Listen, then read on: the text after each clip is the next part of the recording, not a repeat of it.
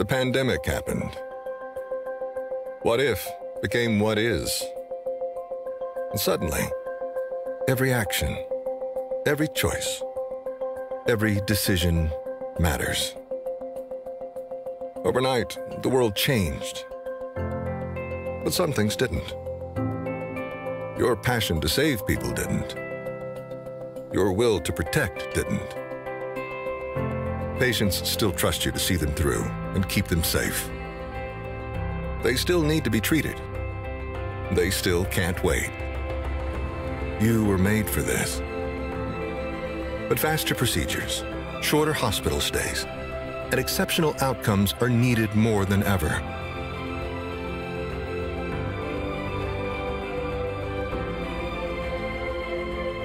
Yes, the world has changed. Good thing the higher standard you've set didn't.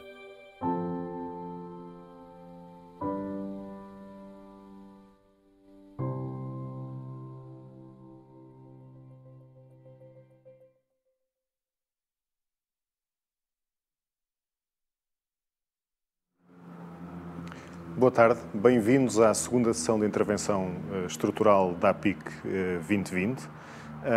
Esta sessão é patrocinada pela Edwards, a quem agradecemos o apoio, e é uma sessão que será moderada pelo Dr. Duarte Cacela, do Hospital de Santa Marta, pelo Professor Miguel de Sousa Uva, do Hospital de Santa Cruz.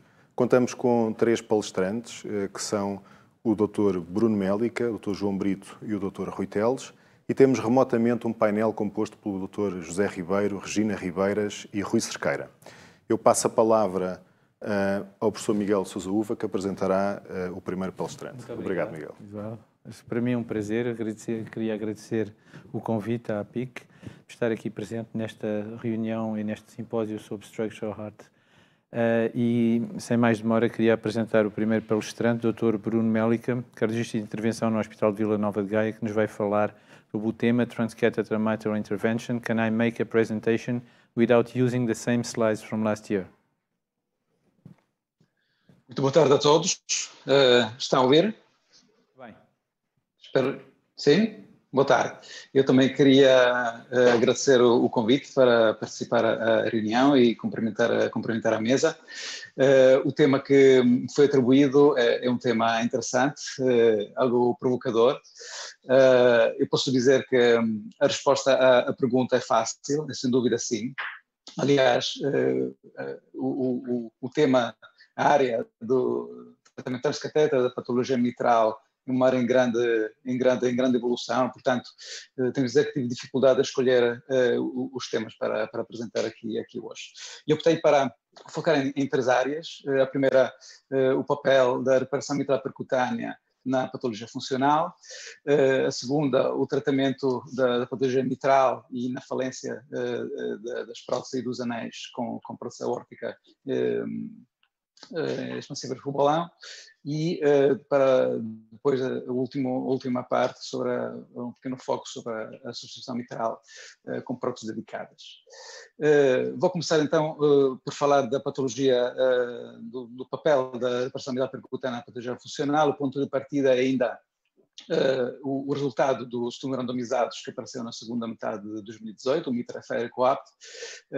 Os resultados são conhecidos. Ambos estudos testaram a eficácia do tratamento mitral percutâneo com MitraClip em doentes com disfunção ventricular esquerda, insuficiência cardíaca refratária ao tratamento standard. E os resultados, como eu noto, são opostos. O MITRA-FR não houve diferença significativa entre o grupo do controle e o grupo de intervenção, coisa que aconteceu, pelo contrário, no COAPT. A chave de leitura mais popular desta diferença é basicamente baseada na seleção dos doentes. E muito à custa deste editorial, que propõe uma leitura baseada exatamente nos tipos de doentes que foram incluídos, na diferença entre as populações doentes. No fundo, no MITRA-FR, a população incluída é uma população com uma maior dilatação ventricular esquerda e uma menor importância de regurgitação mitral, e, portanto, é uma condição considerada proporcional, uma insuficiência mitral proporcional à dilatação ventricular esquerda, e pelo contrário, no COAPT, os doentes incluídos tinham uma menor dilatação ventricular esquerda e uma maior gravidade da insuficiência mitral, e portanto, neste contexto, o tratamento mitral poderia ter maior impacto e, portanto, justificar o efeito mais exuberante neste estudo. O que vou apresentar são dois registros bastante parecidos, em que basicamente os autores quiseram testar esta hipótese de uma maneira retrospectiva em cohortes doentes. O primeiro estudo é um estudo com 137 doentes, estratificado exatamente em proporcionais e não proporcionais, e com o ponto primário era a mortalidade cardiovascular inteiramente a insuficiência cardíaca há 2 anos. Gostava de salientar como este registro, portanto, uma fotografia do mundo real, tinha características muito mais próximas, como podem ver do gráfico, da população do COAPT, do MITRA-FR. Portanto, um estudo do mundo real, no fundo, seria muito mais parecido com aquilo que é considerado um estudo muito restritivo em termos de inclusão. E os resultados foram estes. Efetivamente, não houve uma diferença entre os doentes com insuficiência mitral proporcional e desproporcional, e houve efetivamente como preditor de eventos, no fundo, a insuficiência mitral residual a 30 dias. Um estudo parecido, maior, tem mais ou menos o mesmo tipo de estrutura, 1016 doentes, também estratificados da mesma forma, e também podem ver neste caso que a população deste grande registro é mais próxima da população do COAPT que do MITRA-FR. Mais uma vez, uma população do mundo real parece mais próxima do estudo do MITRA-FR, contrariamente aquela que era uma semântica oposta que se transmitida muitas vezes neste sentido. E os resultados são novamente bastante parecidos. A curva vermelha e a verde representam os doentes com insuficiência mitral proporcional desproporcional, e há 2 anos não houve diferença em termos de mortalidade. Mais uma vez, o resultado em termos de insuficiência mitral residual tem um impacto prognóstico. E também é interessante notar como neste estudo, em todos os grupos de doentes, houve uma melhoria sintomática. Isto não é novo, mas também houve uma melhoria em termos de resultado da prova da marcha e também dos níveis do BNP. E portanto, a minha leitura com base nestes estudos é que efetivamente no mundo real nós provavelmente já interiorizamos que a seleção de doentes é muito importante e é um fator crucial na eficácia do resultado, e portanto estas populações são muito mais próximas do COAPT do que do MITRA-FR. A seleção de doentes com esta semântica do proporcional e desproporcional é interessante, mas não se pode reduzir a um número mágico. E o resultado do procedimento, isto também não é novo, é uma coisa muito consistente, há um impacto prognóstico. E para ter um bom resultado, é obviamente importante aplicar a técnica nos doentes adequados, mas também a curva de aprendizagem tem uma importância muito significativa. Este ensaio é do ano passado, e mostra como o MitraClip é uma técnica produtiva. Não é difícil ter um bom resultado em insuficiência mitral residual inferior ou igual a 2. No entanto, é muito mais difícil, demora muito mais tempo e a aprendizagem contínua para obter resultados ainda melhores, que podem ter depois um impacto significativo ao longo do tempo. Isto também não é novo, a experiência cirúrgica é muito parecida. Para aprender a reparar bem uma válvula mitral é preciso tempo, é preciso volume, é preciso aprendizagem e no fundo, também a reparação percutânea reflete um pouco esta experiência também da cirurgia. Uma aliada importante na obtenção de bons resultados é a evolução da tecnologia. Esta é uma apresentação muito recente, foi feita ao TCT na semana passada. São os resultados há um ano do registro Expand, onde foi estudado, no fundo, a utilização da terceira geração do MitraClip, que é, no fundo, aquela que estamos a utilizar agora. E o resultado, em termos de eficácia, em termos de diminuição da resistência mitral, a um ano são muito sólidos.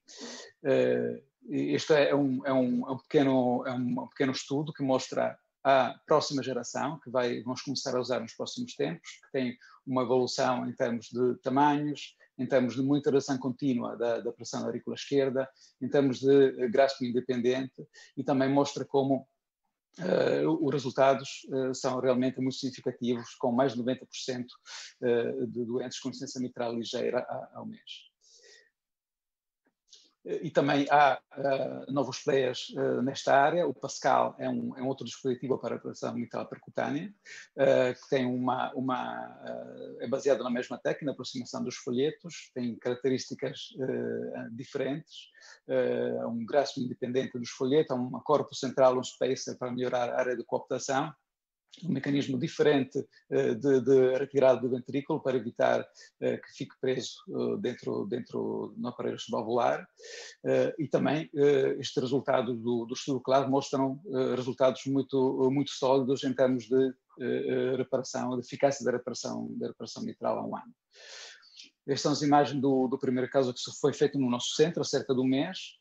Como podem ver, um pequeno flail do feito anterior na transição a 1 a 2, que foi tratado com grande eficácia na colocação de um Pascal a este nível. Portanto, efetivamente, a reparação mitral percutânea está a ganhar protagonismo no tratamento da patologia funcional.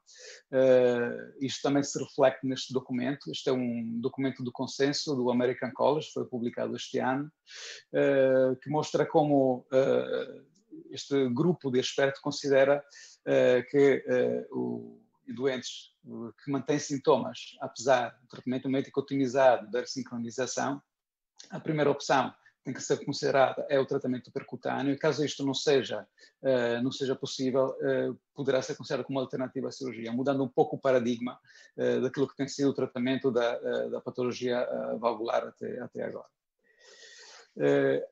Quero terminar esta primeira parte da minha apresentação falando dos pequenos estudos que tentam responder a umas perguntas que frequentemente nos são colocadas. Esta primeira tem a ver com o papel do tratamento da reparação mitral percutânea em doentes candidatos a transplante cardíaco. É um estudo de 120 doentes novos, 58 anos de média, com um estado intermédio avançado de insuficiência cardíaca, uma disfunção severa, com uma média de fração de ejeção de 27%, estratificados com este diagrama que podem ver à esquerda, 26% em lista de espera, 45% em fase de estudo e cerca de 30% recusados por questões ligadas à presença de uma hipertensão pulmonar significativa, instabilidade hemodinâmica ou outros fatores. O tratamento mitral percutâneo foi aplicado na maioria destes doentes e os resultados foram interessantes, apesar de ser um grupo muito restrito. Houve, como podem ver na parte esquerda, a vermelho, os casos em que esta estratégia falhou e, portanto, houve necessidade de um transplante urgente, de uma implantação dispositiva de suporte ventricular mecânico ou óbito, mas também houve uma parte significativa de doentes que teve benefício e pôde ser transplantada eletivamente, aguarda atualmente a lista de espera, ou ainda, e é uma fatia significativa, quase um quarto dos doentes, saiu do programa de transplante por uma melhoria hemodinâmica relevante. E este outro pequeno estudo aborda também outro tema que é interessante e com que também por vezes nos confrontamos, que é o papel da reparação mitral percutânea no choque. Este, no fundo, é uma meta-análise feita a nível do doente. Foi possível, no fundo, juntar os dados de 141 doentes com uma fase de choque avançada, metade com necessidade de suporte mecânico, a maioria com doença funcional e com insuficiência mitral severa. E o estudo mostra, no fundo, que o tratamento com MitraClip é possível, é seguro, é possível ter bons resultados, e os doentes em que é possível ter bons resultados têm um percurso clínico melhor, mais favorável daqueles em que os resultados não é favorável. Passando agora para a segunda parte da apresentação, há algumas novidades também nesta área, na área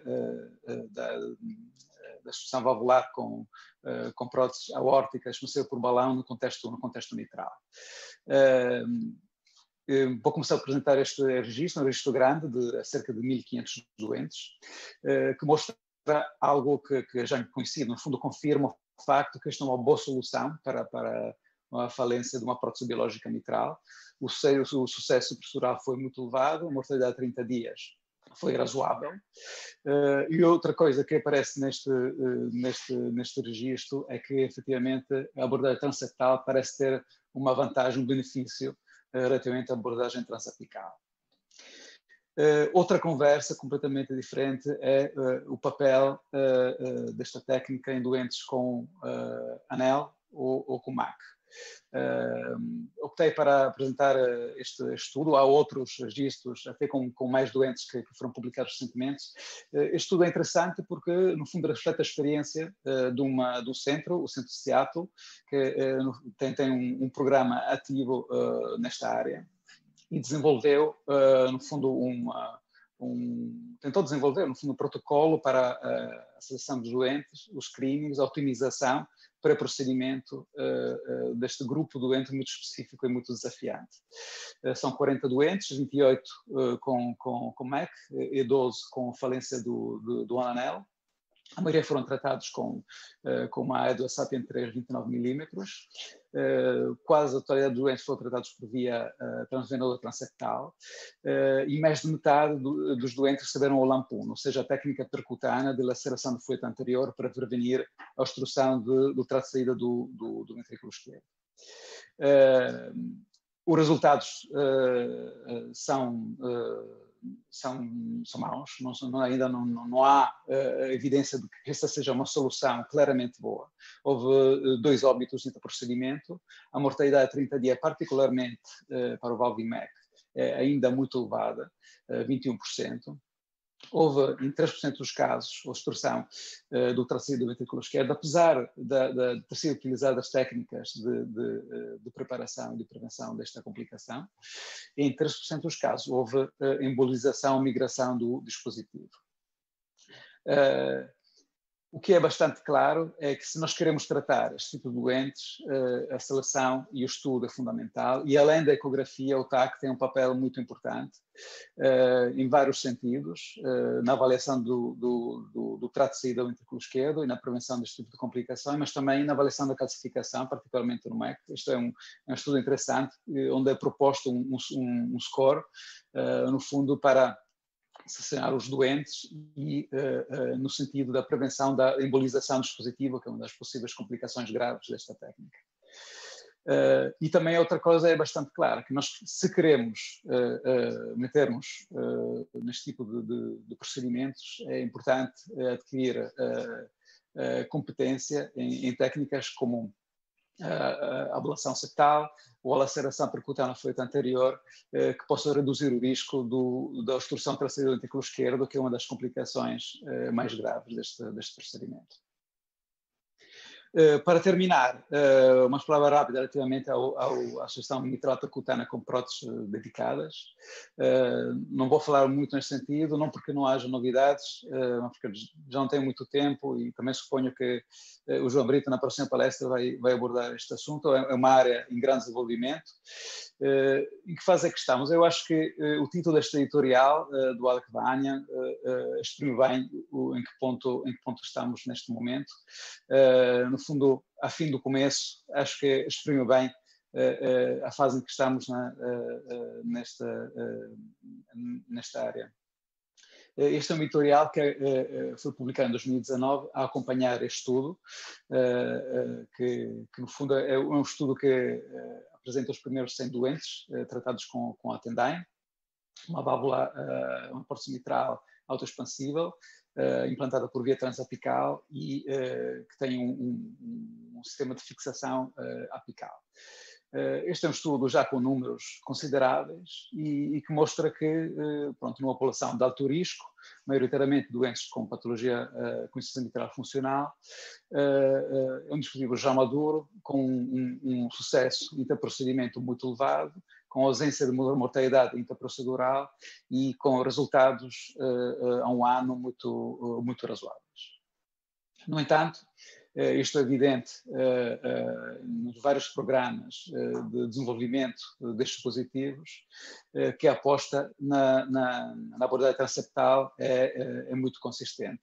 Isto é outro pequeno estudo que foi publicado este ano sobre um destes dispositivos, a válvula EVOC, é um dispositivo que é implantado por via transeptal e como muitos outros, pronto, é um dispositivo já numa fase bastante madura de desenvolvimento. Para terminar, estas são as minhas conclusões. Efetivamente, o tratamento percutâneo da válvula mitral é uma área de grande desenvolvimento. O tratamento da patologia funcional, o tratamento percutâneo parece realmente ter ganhar protagonismo. É fundamental uma boa seleção de doentes e uma otimização do resultado. O valve-in-valve mitral parece ser efetivamente uma boa solução para a falência das próteses biológicas com posição mitral. Pelo contrário, ainda temos que esperar para melhores soluções no que tem a ver com a falência de anéis e de MAC. E para terminar, estamos provavelmente no fim do início no que tem a ver com a solução da valvular mitral com próteses dedicadas e provavelmente o transeptal será uma área de desenvolvimento futuro muito significativo. Muito obrigado. Muito obrigado, Bruno. Nós faremos a discussão no final, após ouvirmos as 3 palestras. Entretanto, eu desafiava o nosso painel, mas também todos os membros da audiência, a colocarem as questões através da plataforma online. No final teremos tempo para abordar todas estas questões. E, entretanto, eu peço ao Duarte para apresentar o próximo palestrante. Muito boa tarde. É então o meu prazer apresentar o João de Brito, um cardiologista de intervenção do Hospital Santa Cruz, que nos vai falar o que está no pipeline no que diz respeito à intervenção cardíaca estrutural. João? Boa tarde. Cumprimentar os meus colegas aqui presentes, os que estão também online, e agradecer à organização o gentil convite para aqui estar presente. Eu vou falar sobre o que está aí na forja relativamente à intervenção estrutural. A intervenção estrutural abrange muita coisa. Eu vou falar só de válvulas, o que já é muito. Portanto, basicamente, esta é a minha apresentação. É uma espécie de um device parade. Eu vou tentar ser seletivo, prometo. Portanto, falarei da válvula aórtica, da válvula mitral e da válvula tricúspide, por esta ordem.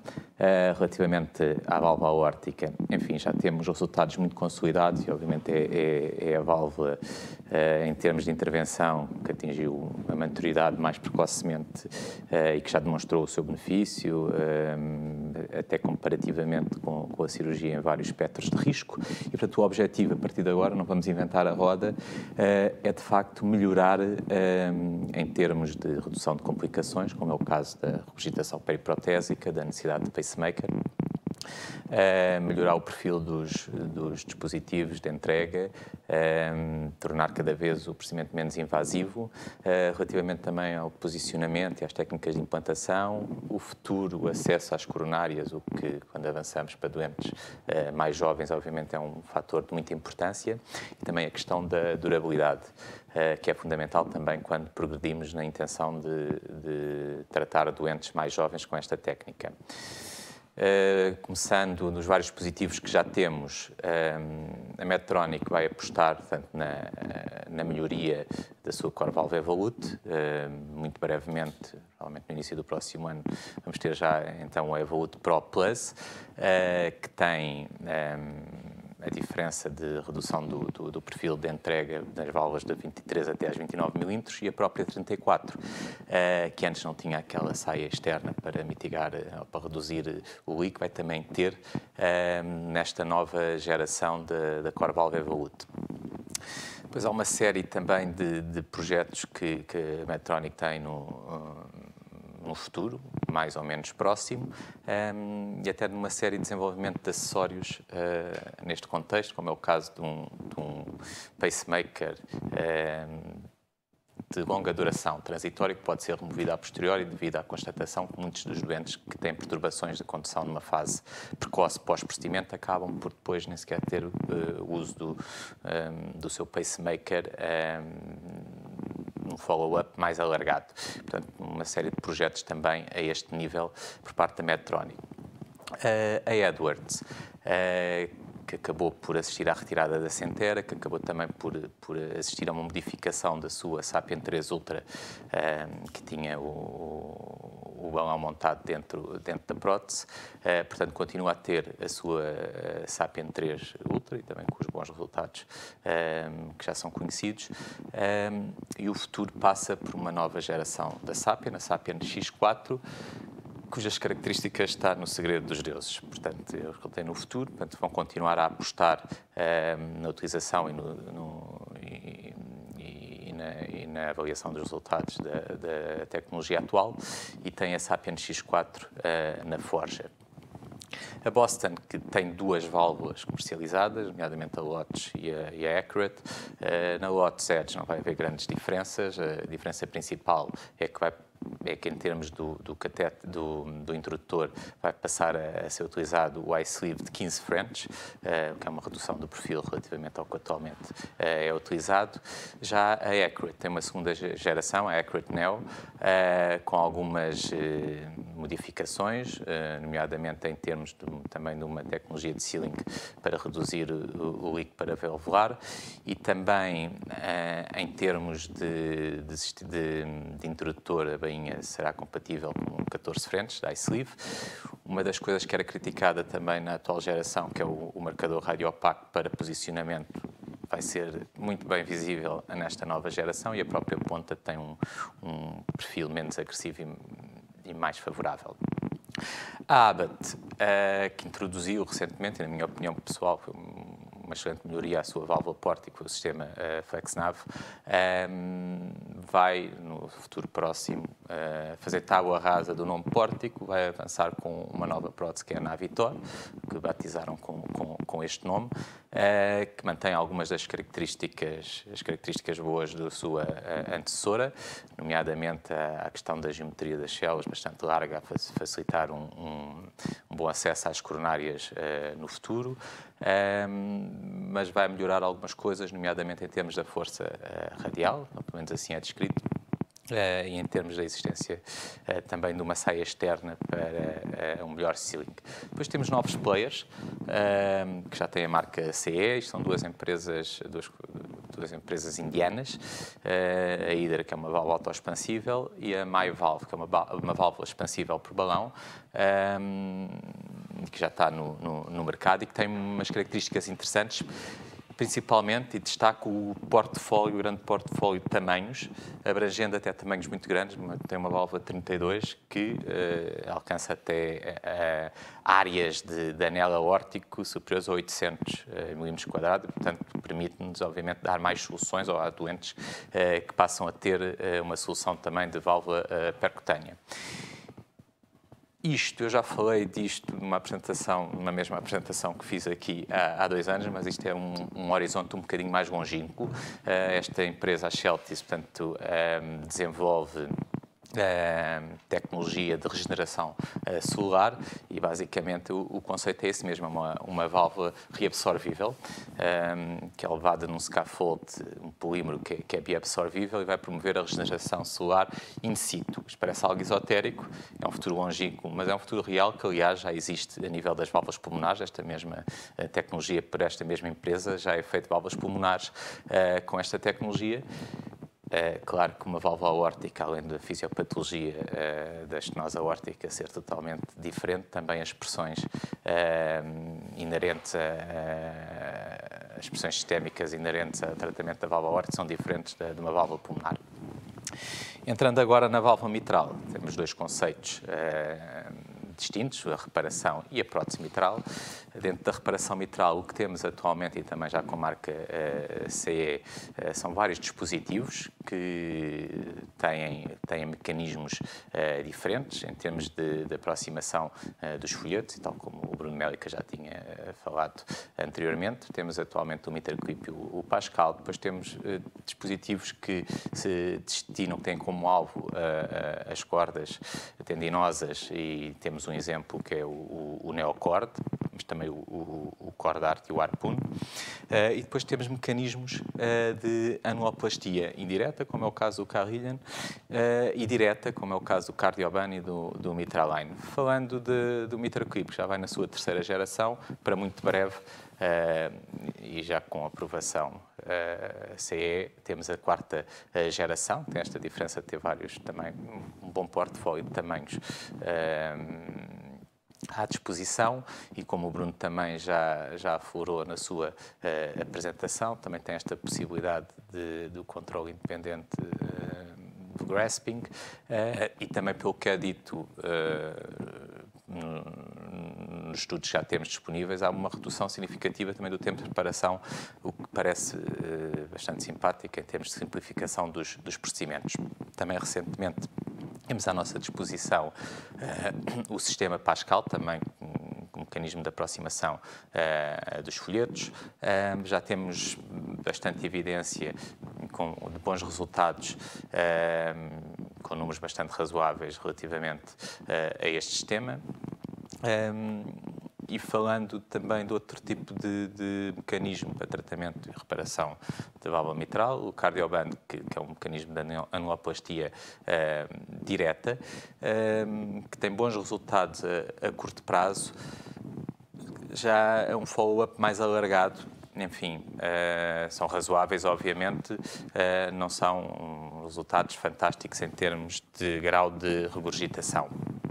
Depois temos aqui uma miríade de novos dispositivos, muitos deles serem testados ainda com uma reduzida experiência, outros já com uma experiência mais alargada. Eu destaco, já tinha há pouco destacado o Neocord, que já tem mais de 1.200 implantações, e que de facto é feito de uma forma por um acesso transapical, e permite de facto implantar múltiplas cordas para resolver o problema da insuficiência mitral. Mas lá está, já há muito tempo que se fala na possibilidade de fazer uma abordagem transeptal com estas neocordas, e de facto é o grande objetivo, e percebe-se que é um dos objetivos das companhias e desenvolvimento das tecnologias, é passar de uma abordagem transapical, que apesar de tudo é mais invasiva, e temos o problema de doentes, muitas vezes com disfunção ventricular esquerda e de doentes graves a este nível, passar por uma abordagem transeptal, o que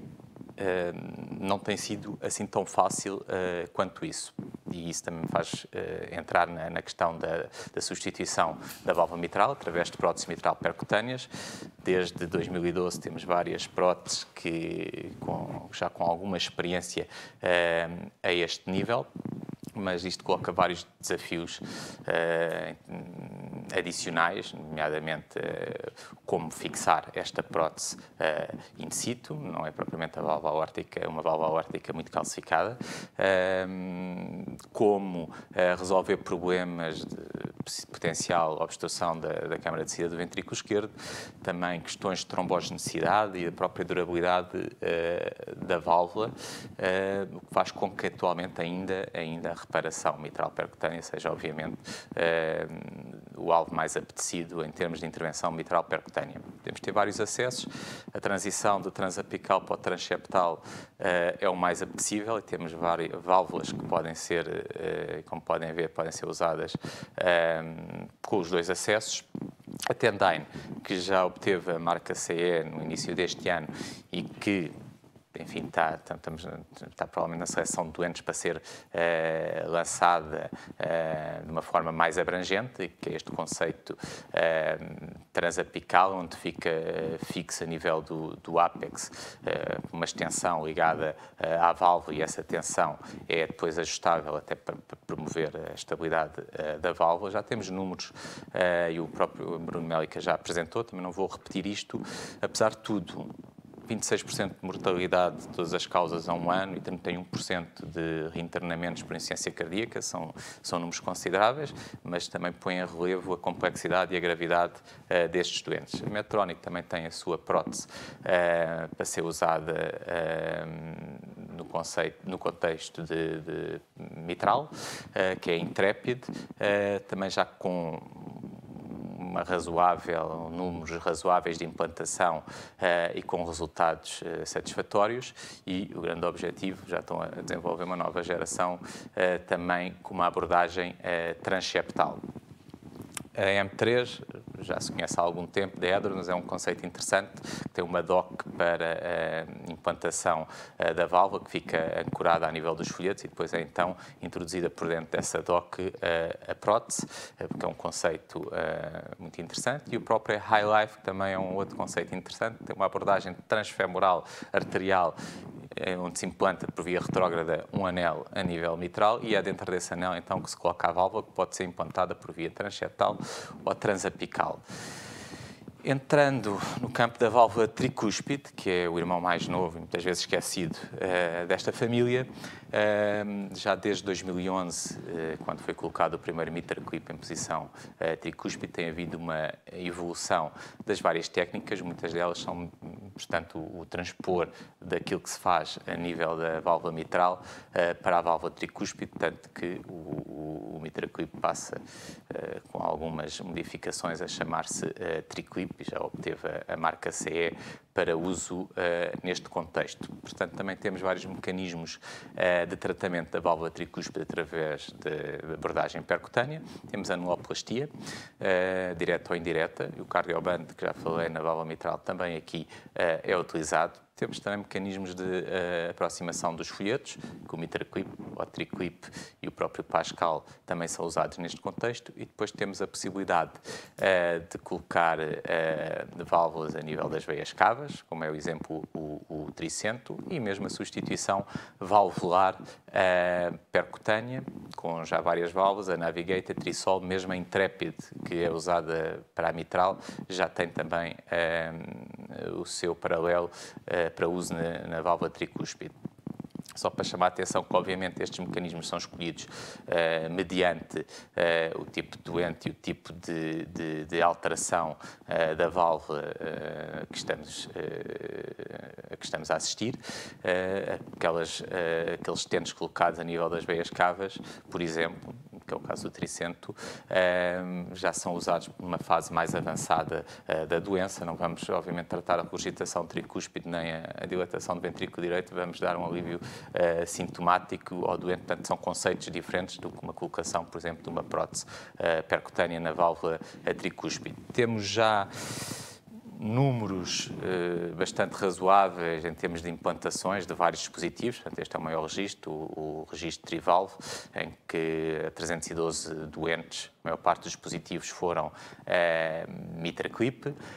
Há um sucesso de procedimento que não é superior a 75%, portanto há aqui uma série de desafios técnicos e challenging, que é o que este número põe em realce, e neste registro, ao fim de um mês, temos níveis de regurgitação tricúspide residual que não são fantásticos em termos de números, e temos que perceber a repercussão clínica e de prognóstico destes graus de regurgitação nos doentes. Há uma série de estudos que já foram feitos e outros que estão a decorrer. O mais importante, na minha opinião, são os estudos randomizados e que estão em curso.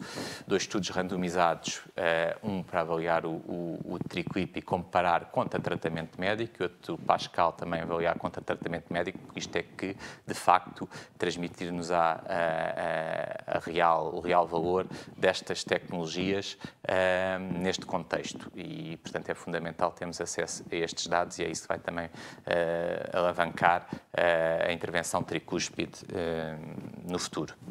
Só para acabar, porque é tão importante neste nível de intervenção o papel da imagiologia, quer no pré-procedimento, mas fundamentalmente também intraprocedimento, e há conceitos interessantes. Na qualidade de operador, acho mais apelativo, de facto, esta técnica que já existe e que tem vindo a ser desenvolvida, que é a fusão e integração da imagem de eco com a fluoroscopia em tempo real. Este é o sistema Eco Navigator da Philips, o exemplo de um meter clip com a integração destas imagens. Aqui um exemplo de uma reparação de um leak de uma válvula mitral, de uma prótese mitral, também com a integração destas imagens, e de facto isto está a ser trabalhado e a ser desenvolvido, e com certeza serão feitas várias avaliações sobre o real impacto do uso destas técnicas também no sucesso técnico dos nossos procedimentos. Portanto, para concluir, a válvula aórtica, como eu disse, é uma intervenção valvular aórtica, já está na sua fase de maturidade e de melhorias, e as inovações vão ser nesse sentido, de avançar em doentes mais jovens e anatomias mais complexas. A válvula mitral é uma população, de facto, muito heterogénea. Muitas vezes é necessário complementar as várias técnicas e mecanismos de tratamento dessa válvula para obter melhores resultados, e é necessário também, a este nível, ensaios clínicos de maiores dimensões. E a válvula tricúspide, que ainda estamos numa fase precoce, mas como veem também com uma plétora de dispositivos já à disposição, com muitas questões, principalmente na seleção dos doentes e no próprio timing da intervenção, mas eram questões também que sempre existiram mesmo relativamente à intervenção e que ainda existem relativamente à intervenção cirúrgica convencional, e é fundamental, obviamente, avaliar os resultados depois a este nível. Muito obrigado. Muito obrigado, João. Foi uma excelente perspectiva sobre o que vamos ter para usar nos próximos anos na intervenção valvular. Eu vou pedir ao Miguel para apresentar o próximo palestrante. O próximo palestrante é o Dr. Rui Teles, do Hospital de Santa Cruz, que nos vai falar de TAVI in the Times We Are Living, The Advantages of the Sapien Platform. Rui. Boa tarde. Obrigado pela apresentação e cumprimento os colegas aqui de mesa que estão lá em casa. Parece que são as tardes da Júlia ou uma coisa assim, mas vamos tentar fazer disto uma coisa um bocadinho, pelo menos tentar ser tão animado como as tardes da Júlia. Bem, a primeira coisa é que o tema que me foi dado foi Times We Are Living, The Advantages of the Sapiens Platform. Depois de duas apresentações que foram muito relevantes e brilhantes no que diz respeito à válvula mitral e aquilo que é o futuro da intervenção estrutural, o que eu tenho a dizer é que vou tentar introduzir algum brilho numa apresentação que se dedica a apenas uma plataforma das várias que existem na intervenção valvular aórtica. Apesar disso, vamos tentar sair desse universo de uma válvula para o universo da intervenção valvular aórtica e perceber quais são os desafios que temos à frente. A primeira coisa é que nós, só para termos uma noção, até 2019, 500 mil de pessoas já colocaram válvulas aórticas percutâneas no mundo inteiro. Portanto, estamos a falar de uma área em que a maturidade foi atingida, e neste momento o que nós nos preocupamos muitas vezes tem a ver com a maturação técnica, como acabou de falar o João.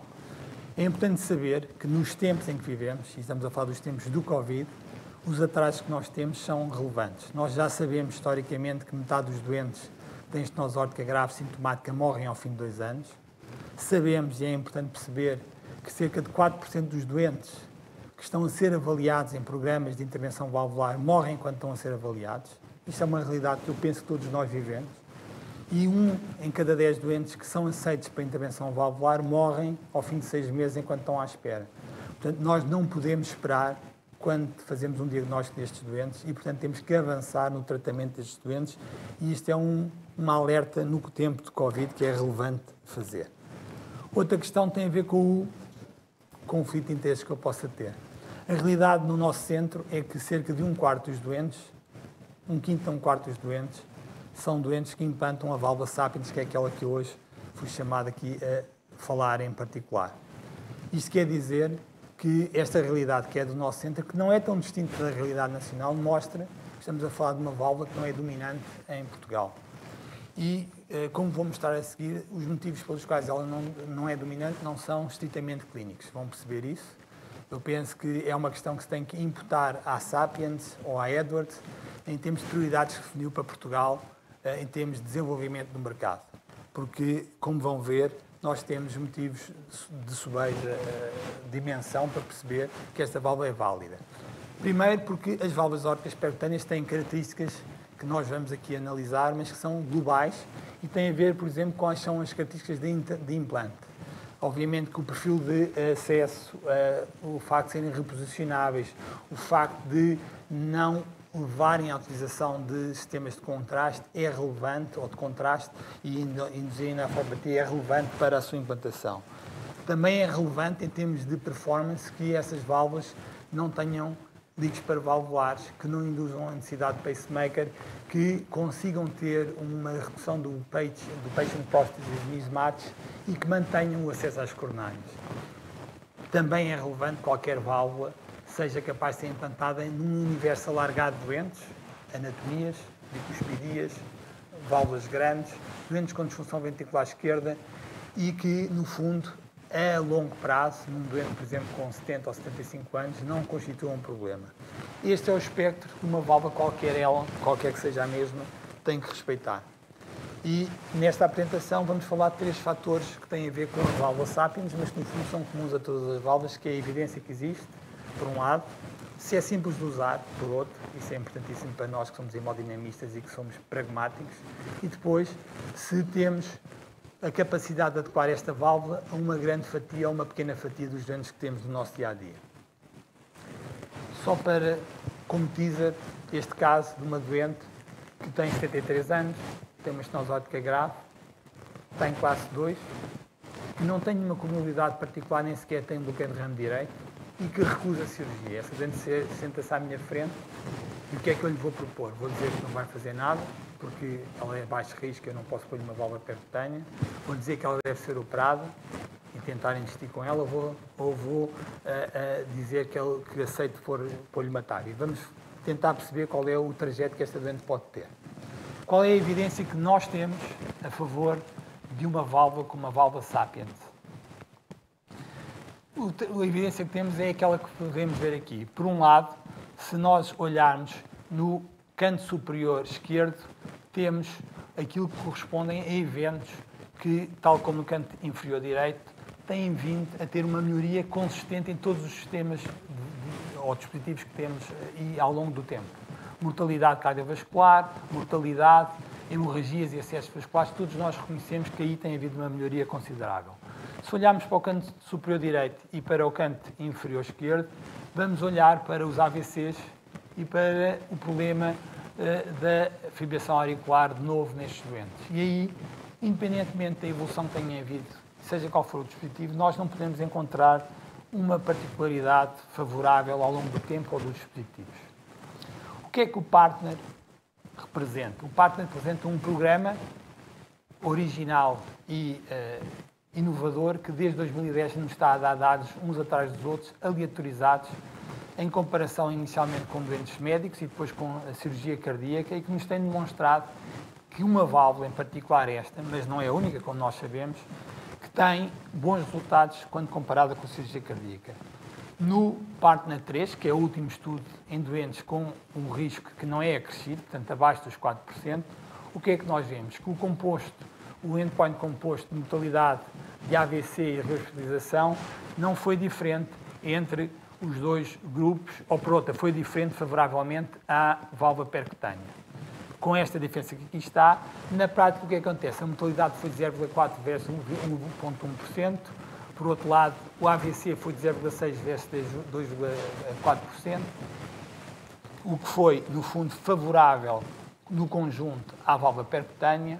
Também foi favorável a incidência de fibrilação auricular, que passou de 4% para 35%, e de hemorragia com risco de revida, que foi da casa dos 5% para os 28%. Tudo isso favorável à válvula percutânea num trajeto de 1 ano. Desfavorável foi a presença de bloqueio completo de ramo esquerdo, que passou de 22% para 28%, para 8%, perdão, no grupo da cirurgia, e isso foi importante. E a PVL aqui anda sempre abaixo de 1%, eu não considero particularmente relevante. Já aos 2 anos, o que encontramos é que o endpoint conjunto continua a ser diferente, mas percebemos que a taxa da AVC, que tinha tido aquela diferença inicial, se reduziu até ao final de 2 anos e, portanto, se atenuou, embora o endpoint conjunto, como podem ver aqui, o que leva a que o endpoint conjunto ao final de 2 anos já não seja significativo, mas no fundo temos duas técnicas que são comparáveis no seguimento a 2 anos para o tipo de doentes que foram incluídos, em que cerca de 5 a 10% dos casos até havia antecedentes de angioplastia coronária, portanto são doentes relativamente ilustrativos dos nossos doentes, com exceção de não terem determinadas condições, como insuficiência renal grave ou terem, por exemplo, cuspidias. Quando olhamos para estas válvulas, preocupamos-nos sempre, nas válvulas percutâneas especialmente, com o que é que vai acontecer a longo prazo. Sempre se teve receio que, a longo prazo, o facto de fazermos o crimping das válvulas leva a um problema de durabilidade. A verdade é que até hoje, ainda só temos 10 anos de seguimento, nós não poderemos ter estudos que possam ser, digamos, definitivos nessa matéria. Os estudos que existem com a válvula Edwards são bastante favoráveis, não só porque os gradientes, ao fim de 10 anos, dos doentes que sobrevivem, não estão aumentados, como não temos outro tipo de problemas em termos de degenerescência. A questão, para mim, e é relevante quando estamos a passar para o espectro de doentes de baixo risco, é o que é que vai acontecer com o bloqueio do remo esquerdo que eu há bocado referi, que é mais prevalente no braço da intervenção percutânea, e o que é que isso representa. Hoje em dia é claro que os doentes que têm pacemaker têm um impacto prognóstico em termos de mortalidade à distância quando implantam uma válvula percutânea. Também é claro que os doentes com bloqueio de remo esquerdo vão ter um impacto não de mortalidade, mas pelo menos de insuficiência cardíaca e disfunção ventricular esquerda. Portanto, o pacemaker é uma doença maligna e se nós olharmos para doentes com menos de 75 anos, aquela doente tinha 73, é seguramente uma doença maligna. Há várias formas de abordar o tema. Aquela que tem sido mais abordada muitas vezes é dizer que os hemodinamistas é que são os culpados pelos pacemakers. E cada uma dos dispositivos faz inúmeras sessões de formação para nos explicar como é que nós podemos pôr a válvula na perfeição. É tudo treta, desculpem a expressão. É tudo treta porque a verdade é que, seja qual for a técnica que nós utilizemos, e os operadores, ao fim dos anos, têm todos muita experiência, há problemas relacionados com os dispositivos e esses problemas são inerentes à concepção das válvulas que temos atualmente. Portanto, se temos problemas relacionados com a concepção dos dispositivos, nós podemos usar a seleção de dispositivos para reduzir a taxa de pacemakers. Bom, face a isto, podemos dizer qual é porque é que, neste caso, vou utilizar uma Sapiens. Se é uma válvula simples de utilizar. Acho que esta resposta é relativamente linear para quem faz intervenção. Todos nós sabemos que quando utilizamos uma Sapiens é a válvula provavelmente mais simples de colocar com implantadores.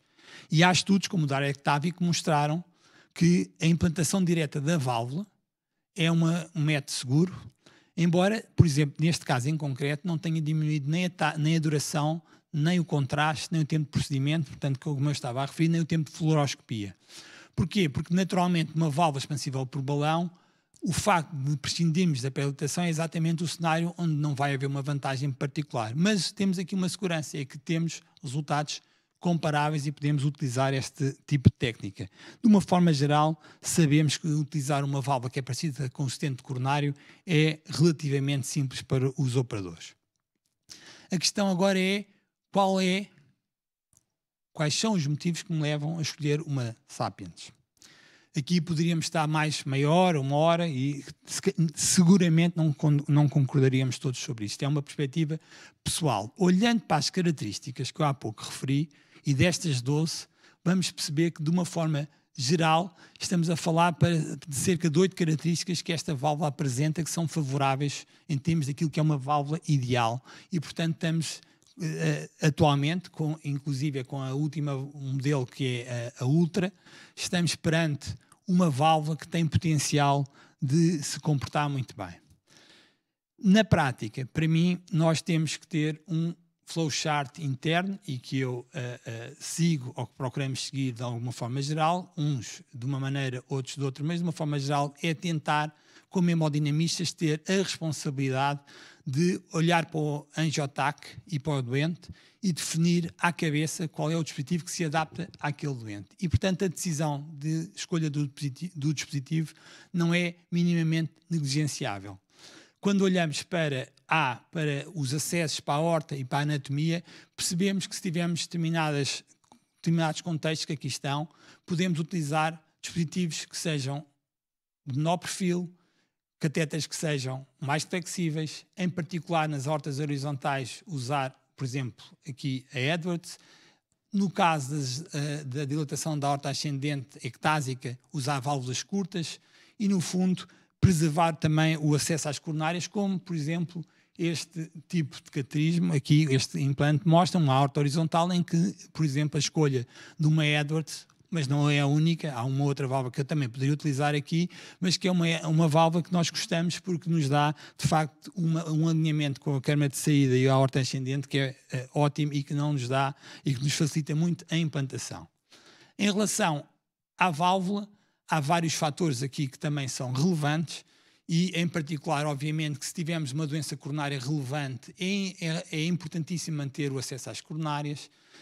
Eu penso que em anatomias como o valve-in-valve, a bicuspidia, não são válvulas de eleição. Numa obstrução aórtica grave, não há nenhuma válvula boa atualmente. No caso de uma hipertrofia septal importante, nós já temos experiência com isso, é possível, mas eu prefiro uma válvula reposicionável. Obviamente que ter uma válvula muito calcificada favorece este tipo de válvula, e assim como ter cálcio subvalvular no trato de saída do ventrículo esquerdo desfavorece esta mesma válvula. E, finalmente, em relação à doença que o doente apresenta, há fatores que são relevantes. Por exemplo, se o doente tiver uma disfunção ventricular esquerda, eu não quero fazer pacing. Se o doente tiver uma alta probabilidade de pacemaker, eu posso optar por esta válvula, que ela tem uma baixa taxa de pacemakers em termos relativos. Se eu não quiser usar contraste, esta válvula também não é a única, é uma ótima válvula, porque quase não precisamos usar contraste. Enfim, há uma série de, digamos, de condicionantes que levam, de adversidades que nos levam a escolher a válvula Edwards nestes diversos contextos, como aqui estão a referir. Destes 15 contextos, 16 contextos que aqui estão, temos 10 que são favoráveis à válvula, particularmente 5 que estão assinalados a verdes, em que eu considero que esta válvula é a primeira escolha no nosso portfólio. Em conclusão, e quase dentro do tempo, com 10 segundos de atraso, concluo que a Sapiens é uma plataforma que é robusta, em termos de evidência, e é simples de utilizar, o que nos agrada, e que, de qualquer forma, temos que a utilizar dentro do nosso portfólio como uma das válvulas que, conhecendo a sua utilização, nós podemos adaptar ao doente A, B, C ou D, consoante as suas características anatómicas, do anel valvular e clínicas. Obrigado. Muito obrigado, Rui. Vamos dar início à discussão. Nós temos já aqui várias questões colocadas pelo nosso painel, mas eu começaria por dar a palavra aos nossos moderadores para iniciarem este período de debate com os seus comentários ou as questões que considerem mais pertinentes. Assistimos a 3 brilhantes apresentações no tema essencialmente mitral, para as 2 primeiras, se bem que o João também tenha focado nas válvulas aórticas, e depois a escolha das vantagens da Sapien 3. Eu queria só, não temos tempo, focar-me na primeira apresentação do Bruno Mélica e das intervenções mitrais percutâneas.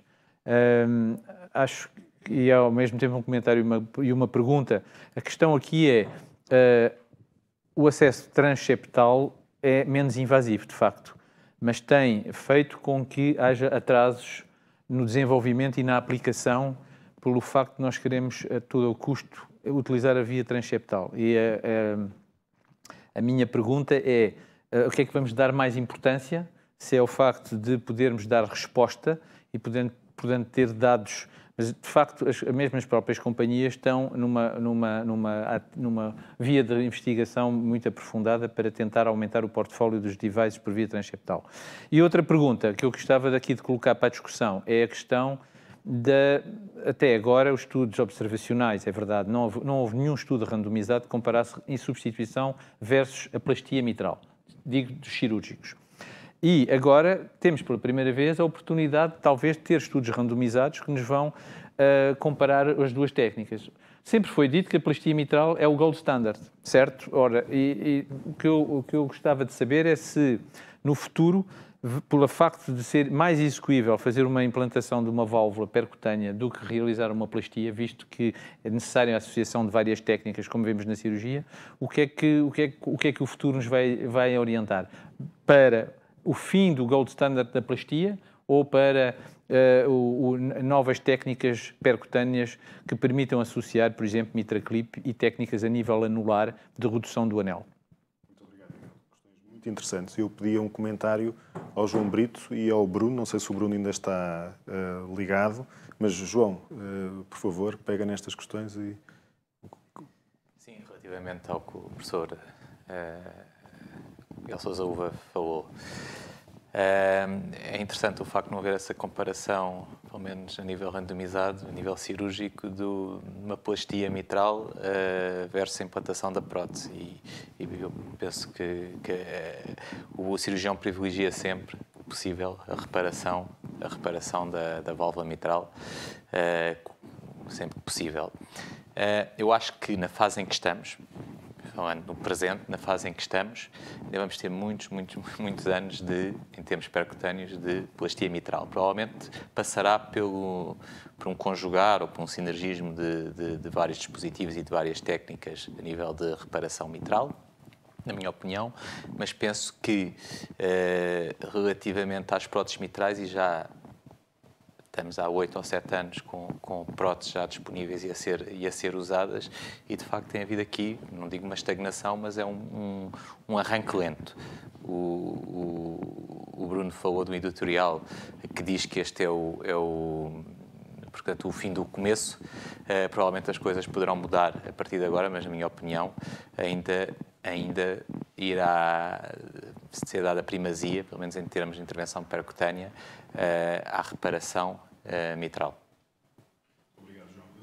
Talvez passasse para o Bruno esta questão, este desafio do transseptal versus o transapical. Portanto, valerá a pena persistirmos numa via totalmente percutânea? Qual é a tua opinião, Bruno? A minha opinião é a opinião do Coach de Intervenção, Eduardo, e eu acho que sim. Acho que faz sentido realmente tornar estes procedimentos menos invasivos. Acho que, efetivamente, há um benefício clínico nos dados que temos, que não são assim muito importantes, mas na abordagem transseptal em comparação com a transapical.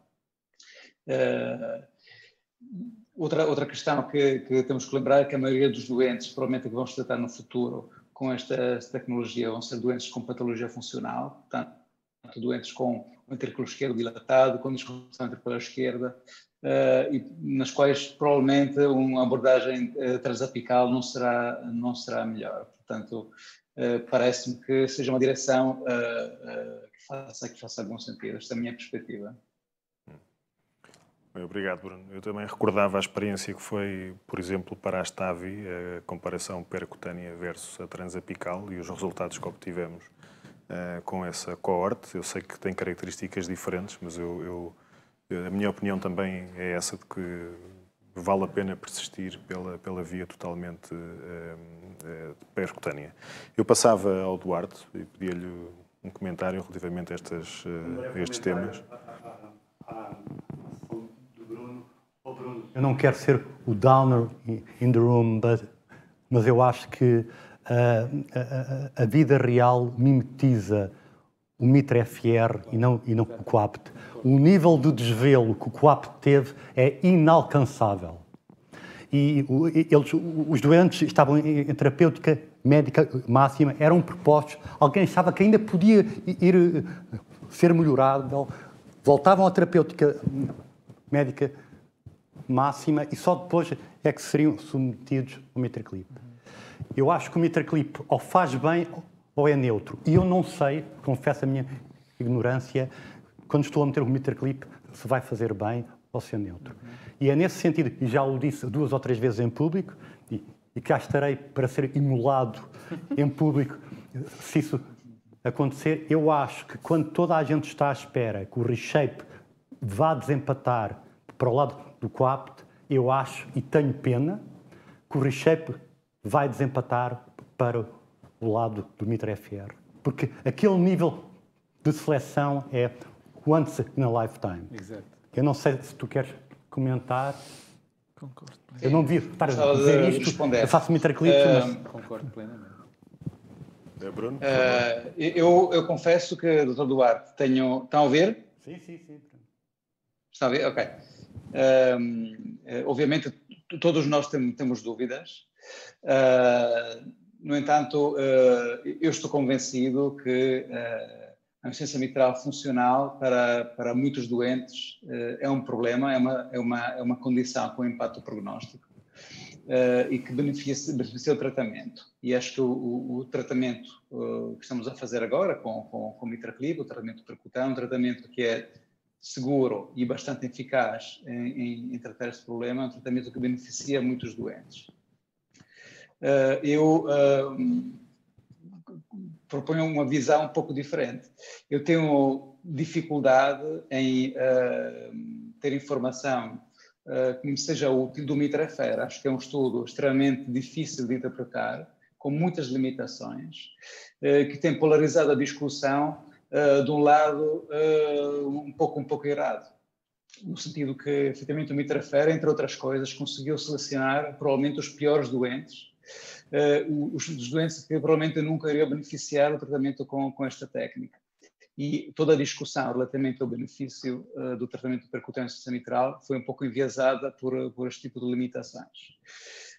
Mas é natural que existam dúvidas, eu também tenho, e as dúvidas que eu tenho, pronto, na minha atividade, acho que gostava que fossem resolvidas com algumas mudanças. Acho que os doentes candidatos a este tipo de procedimentos iam beneficiar muito de um contato mais importante a nível do ARTIM, por exemplo, com um especialista em insuficiência cardíaca, do que não com um hemodinamista ou com um cirurgião.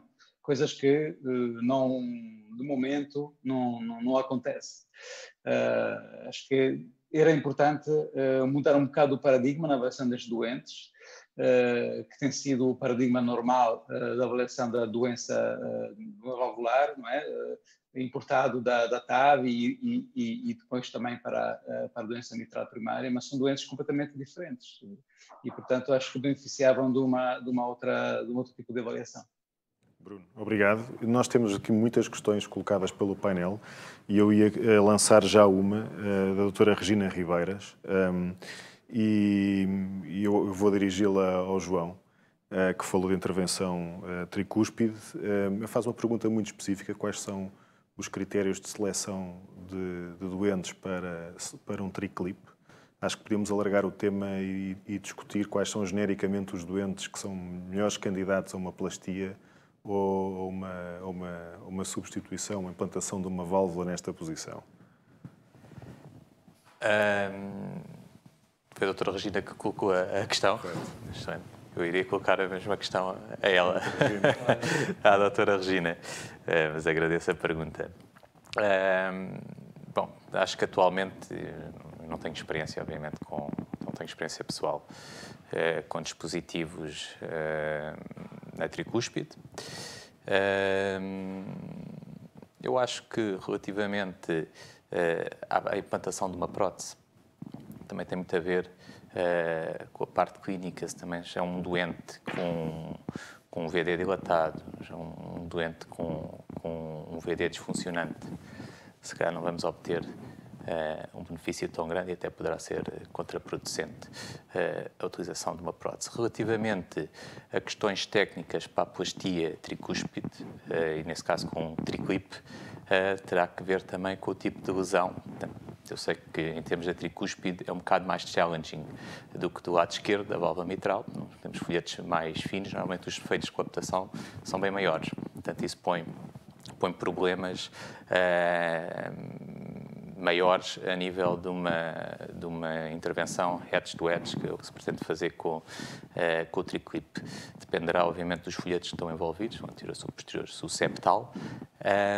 Provavelmente e lá está, e não tendo experiência com nenhum dispositivo, eu até acharia que um dispositivo como o Pascal, e por causa também da dimensão do defeito de coaptação, poderá ter um papel mais promissor a este nível.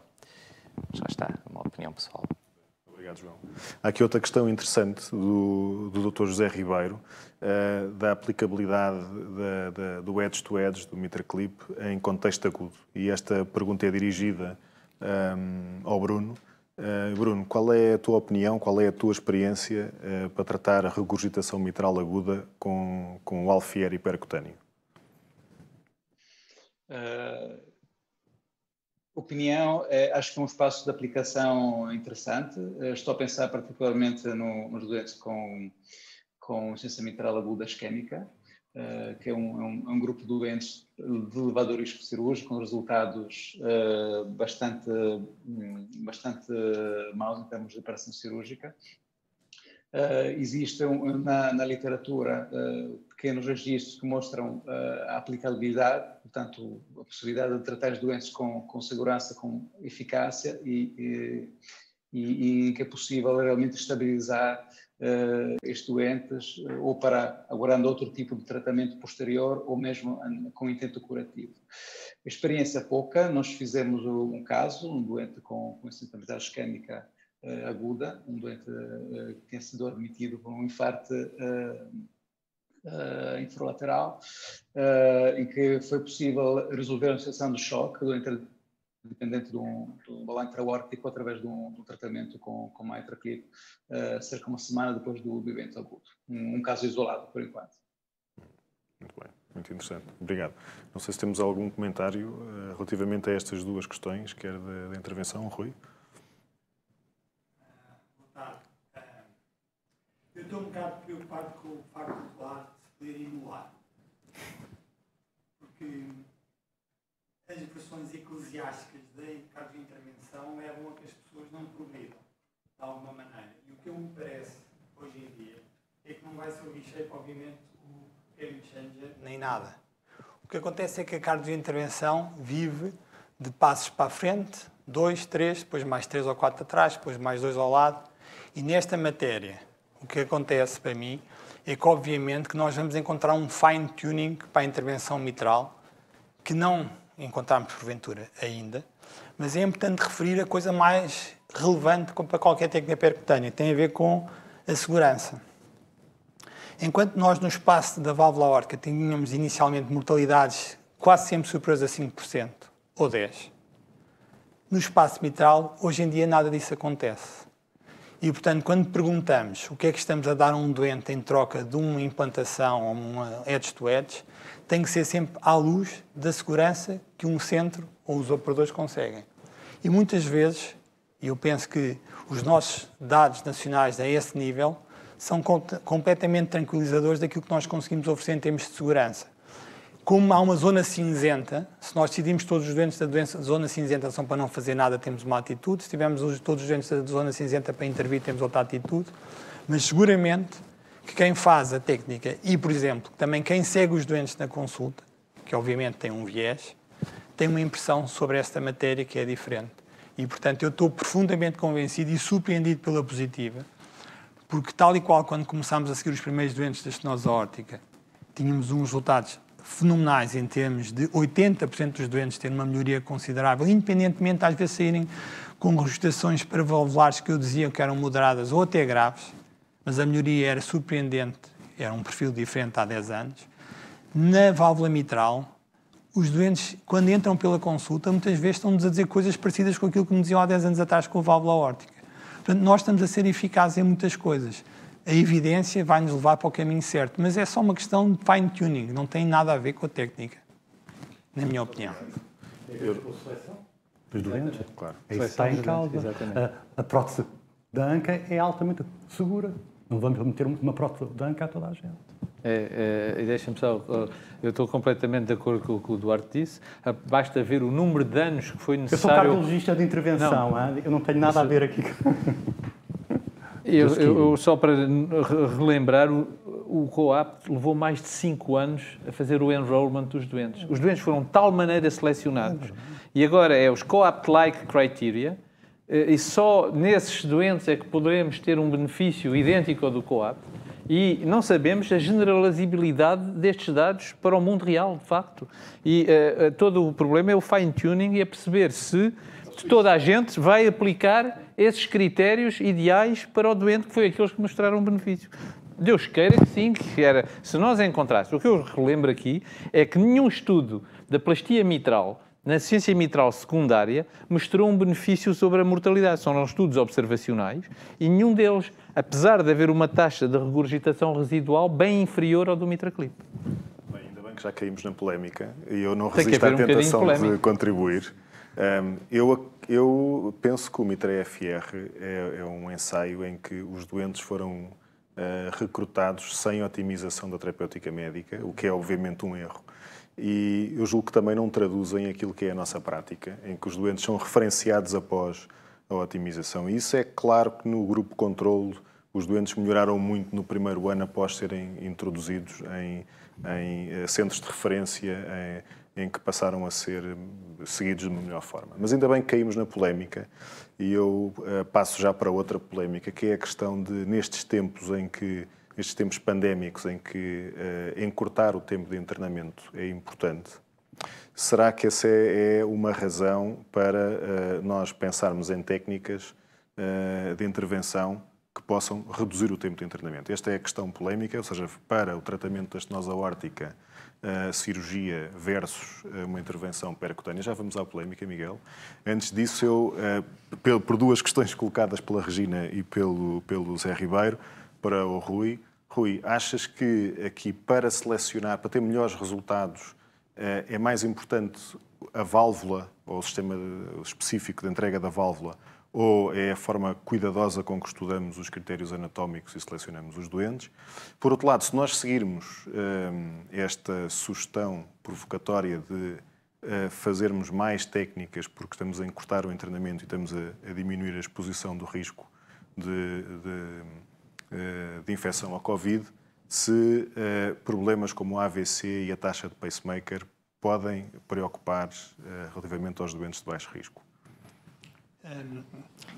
Vou ser sintético para não demorar muito, porque o tempo é curto, mas duas coisas. Primeiro, em relação à incidência da AVC ou pacemaker, discutimos na terça-feira, eu e o Miguel Sousuva, que estamos aqui os dois, um doente, que chegou à nossa consulta com 75 anos, sem um único fator de risco acrescido para intervenção valvular aórtica.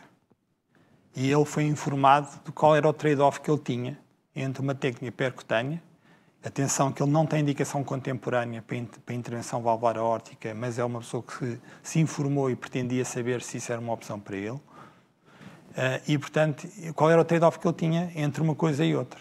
Ele foi informado por nós, explicámos. O AVC não foi uma das coisas que esteve em cima da mesa, com toda a franqueza, porque eu, francamente, tenho dúvidas que esse seja o fator diferenciador. O que foi diferenciador foi o potencial de pacemaker. E, como eu disse há pouco, para mim, num doente com menos de 75 anos, o pacemaker é algo que eu quero evitar e oferecer a um doente. E o doente, ele é que escolheu, entre aspas, ainda não decidimos, nem fizemos reunião médico-cirúrgica sobre esse doente, mas ele próprio disse, eu prefiro ser operado com esternotomia.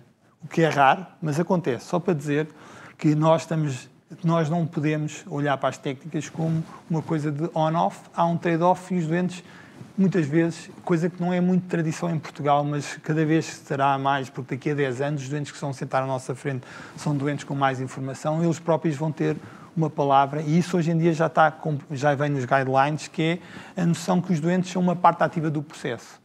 Às vezes os cirurgiões não gostam dessa parte, porque muitas vezes os doentes vão tomar, digamos, o caminho da menor invasividade. Mas é legítimo que o principal interessado tenha uma palavra a dizer nesta matéria, para mim.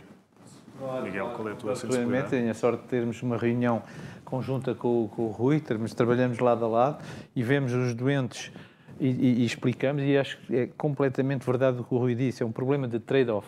Nem todos os doentes têm a capacidade intelectual e cultural para perceber, não é? Alguns não é difícil, mas é a realidade, essa é a realidade. Em relação e portanto, este doente, por acaso, que era médico, fez essa escolha. Em relação à pergunta que tu colocaste, eu acho que nós não podemos tomar decisões do curto prazo, a pandemia, graças a Deus, há de passar.